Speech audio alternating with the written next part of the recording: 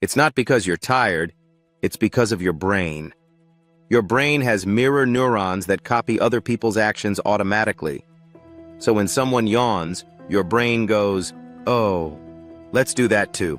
And here's the cool part. Contagious yawning is stronger between people who are close, friends, family, partners. Even dogs copy their owners. So if someone makes you yawn, it actually means your brain feels connected to them. Public health initiative by ApplePlus Hospitals.